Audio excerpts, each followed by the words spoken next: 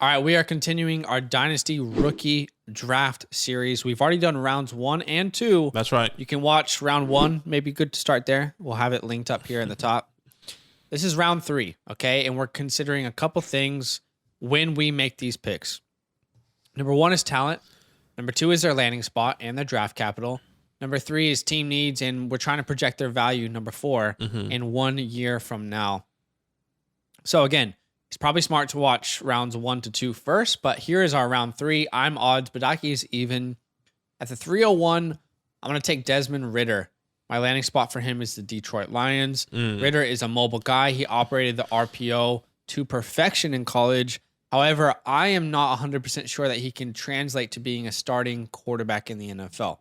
Right. I think he's going to be a very, very good backup. But because it's a super flex league, at this point, I'm okay to take a shot on a quarterback who has upside. Badake, who is a 302 for you? 302 is Khalil Shakir. Shakira. Shakira, look, great wide receiver, great slot receiver, speedster. He makes people miss. He is very fast, and I have him going to the Cincinnati Bengals. Tyler Boyd, I think his contract is up in a year or two. He can be that guy that steps in the Tyler Boyd. Obviously, Higgins and Jamar is going to be there for a while. Once again, high upside players, guys that we believe in can get a production, and maybe in year 2, maybe end of year 2. So I like Khalil Shakir going to the Bengals. I like it. At the 303, I have Jalen Wydermyer. Oh. Jalen Wydermyer. Landing spot, the LA Chargers. Goodbye, Jared Cook. It's time to retire. Yeah. Okay, Wydermyer. Great build. Good route running tree for the tight end position. That's probably because he played wide receiver in high school. But he very much fits the wide receiver / tight end hybrid build. He has a big body. Not as fast as a wide receiver, not as fast as a guy like Pitts and Irv Smith, those kind of hybrid combos. But right. I still really, really like the talent.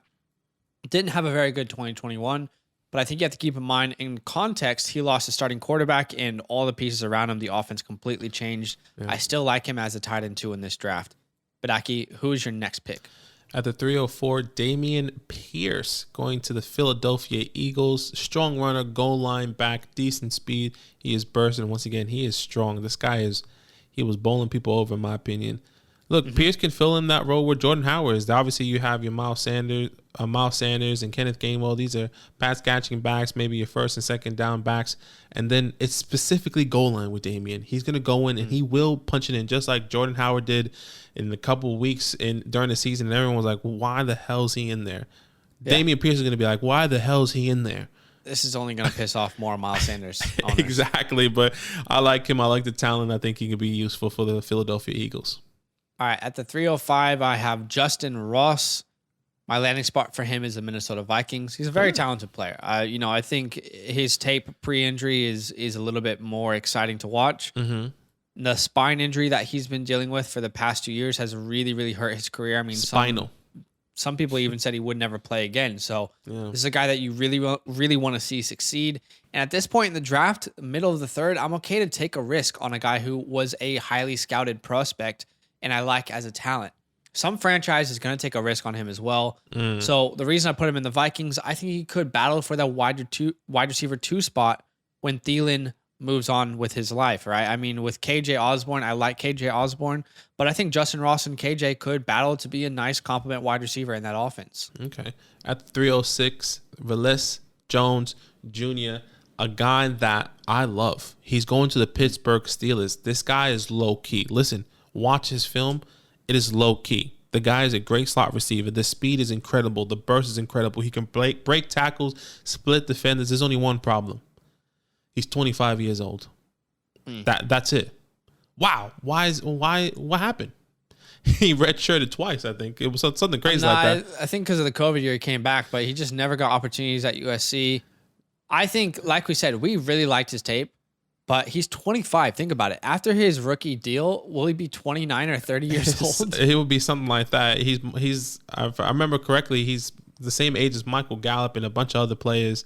But this guy, I think the best opportunity for him is if he goes into an offense, a high-powered passing offense. And I like the Pittsburgh Steelers. And we compared him to Ray McCloud. He's the same age as Ray McCloud. I think he's better than him. Get Ray out. Put Jones Jr. in. He's going to contribute, and I hope he contributes. And I think you should take a shot on him, especially in the 3rd round. Yeah, look, at this point in your rookie draft, you're just basing off upside. Yeah, and 100%. It's okay to take risks. Mm-hmm. At the 307, I am not going off upside. I just think his value is where it should be at this point, and that's John Mechie. Right. I have him landing with the Buffalo Bills. John Mechie does a lot of things well, but he doesn't do anything elite. Right. While I'm not high on him, and I don't think you are either, No. we cannot overlook him. I mean, this is a Bama wide receiver that just put up 96 receptions, and he's going at the end of in the middle of the third round. That's insane. Yeah. I think he could be a good slot receiver for any NFL team. I have him with the Bills. At 308, Romeo. Let us know what you think. Is it Dubs or Daubs? Because we think most it's people Dubs. call him Dubs. Yeah, most people call him. I don't know, but he's going to the Jacksonville Jaguars. Great size. He doesn't scream off the film, but he's a big body guy that can be productive, and I can see him going with Trevor Lawrence. Trevor Lawrence can be their safety net. Maybe they put him in Hail Mary passes. Maybe he's a guy that can come in. He could be interesting year 2 prospect in his year. Maybe not next year, but the year after. So why not try Romeo Daubs? All right, the 309, I'm looking for a high upside risk type pick again, and that's Alec Pierce. My landing spot for him is the Raiders. He's athletically very gifted. I believe he was a track star in high school. Multi-sport athlete, incredible hands. I think that's what stood out to me the most, watching his film. He caught everything, including the contested catches, the one-on-ones. Strong the guy. catches where the defender's hand is literally on the ball with you. I mean, he's got very, very strong hands. He caught everything. Yeah. I don't think he's ever going to be a alpha wide receiver, but he could be a complimentary guy, and I'm going to take a risk on him here. Okay. At the 310, Jeremy Ruckert. He's going back to New York. He's actually from Long Island, if I'm not mistaken. He's a New York kid. He's going to play in the Jets. He's a good size tight end, good blocker, great hands. He catches everything. Going there with Zach Wilson. Zach drafted Drake London for him. You have Corey Davis, Elijah Moore, Michael Carter. I mean, he can be useful, especially with Zach Wilson. So don't sleep on him. Yeah, at the 311, I'm going to take my favorite sleeper tight end in this year's draft. Mm-hmm. Every year, there's one tight end that I love as a sleeper. Last year was Brevin Jordan. Still believe in him. This year, it's Cole Turner out of Nevada. That's good. Okay, my landing spot for him is the Dallas Cowboys. Oh. I know that you have Dalton Schultz, but if he's going to cost you a lot of money to re-sign, don't re-sign him. Just go draft Cole Turner in the 5th or 6th round of the NFL draft. He's got a 6'6" frame. He wins the one-on-ones, has good speed, good blocking ability. He's a red zone threat. I mean, this guy looks like he could be a weapon at the tight end position, so I like him here at the 311. And with the last pick in the 3rd round, the New Orleans Saints select Zamir White. Look, this guy he was a 5-star recruit. This guy should have been, the Breece Halls, the Kenneth Walker, the guys that we're taking in the first. This should have been the guy. The only problem is that he tore his ACL twice, back-to-back years. And different knees. Yeah, and different knees, in both of them. And then in turn, obviously, he dropped his value. He didn't play for 2 years. I think one was in high school, and I think one was his freshman year, if I'm not mistaken. But overall, this guy's decent speed. He still has a decent burst. He is very, very strong.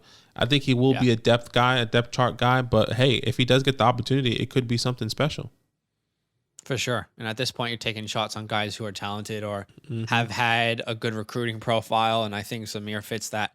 All right, guys, we've already done rounds 1 to 2. So this was 3. If you want to view those, you can check them out on our channel. Yo, what's good? Thanks for watching. We got a lot more videos. A lot more. If you want more videos. Watch it. You can also subscribe. Right now. If you want to. You need to. And lastly, don't forget that you can sign up to support the show and get exclusive content by going to patreon.com/Fantasyland Fam.